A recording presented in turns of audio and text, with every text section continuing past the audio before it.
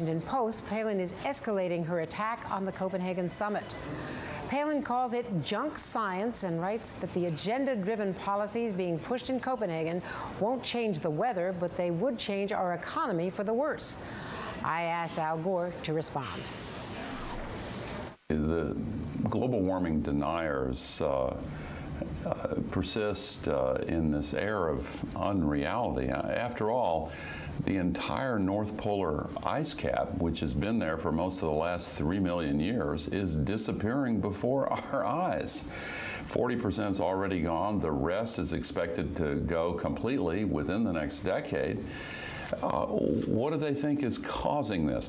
The mountain glaciers in every region of the world are melting, many of them at an accelerated rate, threatening drinking water supplies, and agricultural water supplies.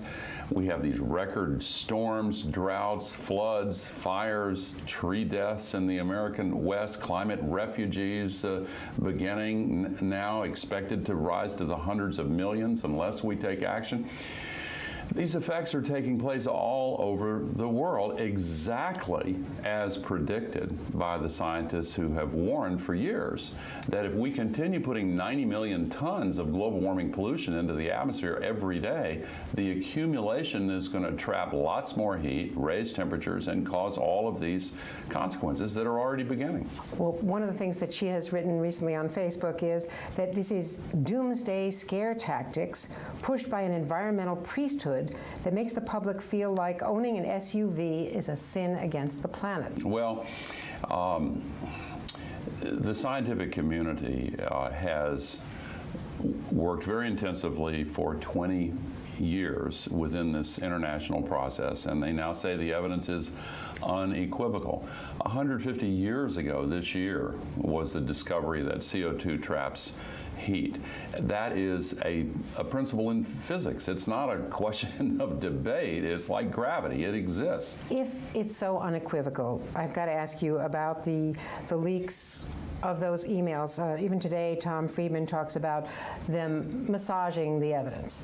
Why would they feel the need to hype the evidence if it's so unequivocal? Some scientists, I should say. Yeah, I don't think they did. I haven't read all the emails that were stolen. They're from, the most recent one is like 10 years ago.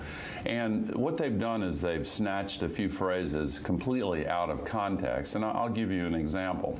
One of the oft-quoted phrases has to do with the scientists saying that a particular study isn't good science and shouldn't be included in the international report. Well, that was their view. They exchanged it privately.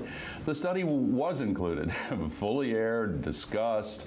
The weak points were analyzed. The other points were analyzed. So it's an example of how these private exchanges have been blown out of proportion, taken out of context, and misrepresented. I'm sure that you're familiar with what's being dubbed ClimateGate. University of East Anglia, the Climatic Research Center, all of those emails that were hacked. We saw language like trick used, hide the decline, resistance to Freedom of Information Act requests.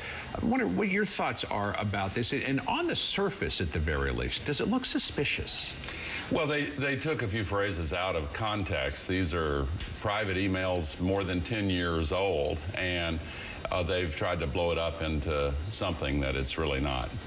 Just to pick one example, some of those exchanges you're talking about had to do with years ago whether or not a study that they thought was of poor quality and shouldn't belong in the scientific report should be excluded from the report. Well, they had exchanges back and forth. It ended up in the report, right. Fully analyzed and discussed. So if you take one little thing from 10 years ago out of context and describe it inaccurately, then it becomes a controversy without any real substance. Some of them were from 10 years ago, but many of them were far more recent than that, some as recent as last year. But, I talked with Professor Peter Liss, who is the interim director of the Climatic Research Unit. He thought that, in fact, this would have some sort of an impact on public opinion, that people who weren't sure or were skeptical might become more so. What do you think? Well, that's a separate question. Is there any substantive reason to worry about them? No. Does the noise machine of the climate deniers blow them out of proportion and fool some people into thinking they have substance? Well, that's another matter, and I don't know how to respond to that.